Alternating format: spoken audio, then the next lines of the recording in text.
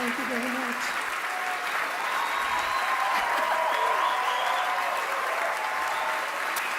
Thank you. Thank you very much. Thank you. Please sit down. Please sit down. Thank you. I love you all, but you'll have to forgive me. I've lost my voice in screaming and lamentation this weekend, and I have lost my mind sometime earlier this year, so I have to read.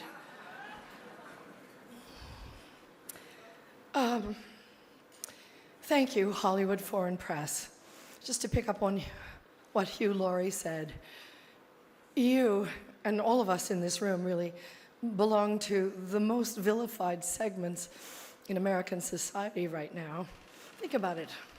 Hollywood, foreigners, and the press.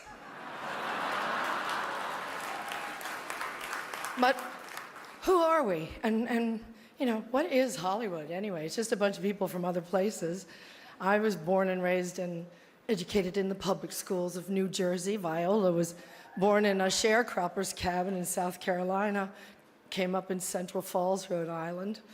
Sarah Paulson was born in Florida, raised by a single mom in Brooklyn.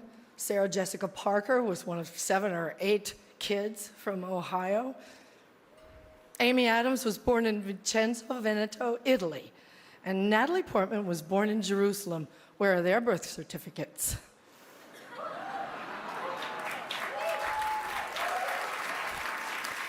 And the beautiful Ruth Nega was born in Addis Ababa, Ethiopia, raised in Ireland, I do believe. And she's here nominated for playing a small-town girl from Virginia. Ryan Gosling, like all the nicest people, is Canadian.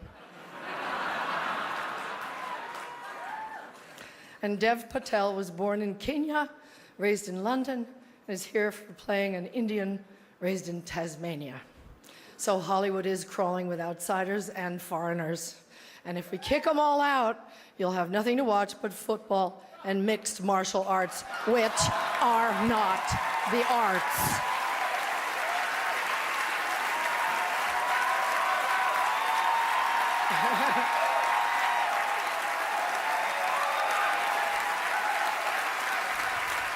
They gave me 3 seconds to say this, so. An actor's only job is to enter the lives of people who are different from us and let you feel what that feels like.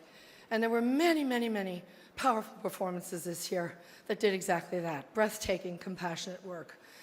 But there was one performance this year that stunned me. It sank its hooks in my heart, not because it was good. There was nothing good about it. But it was effective, and it did its job. It made its intended audience laugh and show their teeth.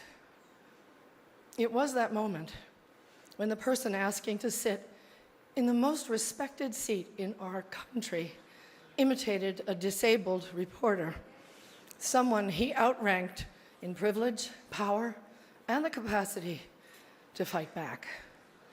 It kind of broke my heart when I saw it, and I still can't get it out of my head because it wasn't in a movie. It was real life.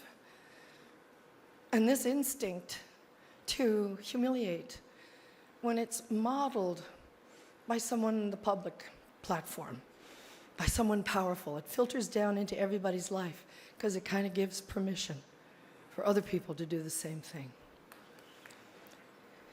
Disrespect invites disrespect. Violence incites violence. When the powerful use their position to bully others, we all lose. Okay, go up with that thing. Okay, this brings me to the press. We need the principled press to hold power to account, to call them on the carpet, every outrage.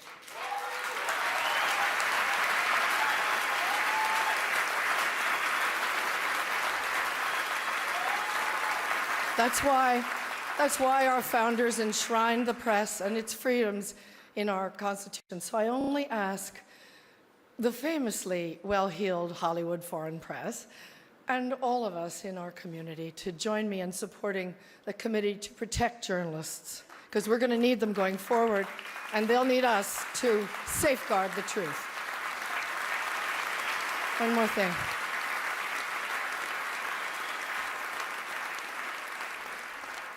Once, when I was standing on the set one day, whining about something, you know, we were going to work through supper or the long hours or whatever, Tommy Lee Jones said to me, "Isn't it such a privilege, Meryl, just to be an actor?"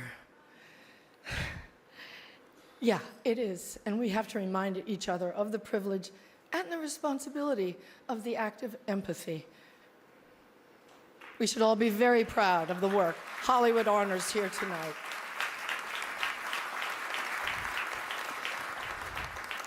As my friend, the dear departed Princess Leia, said to me once, "Take your broken heart, make it into art." Thank you for it.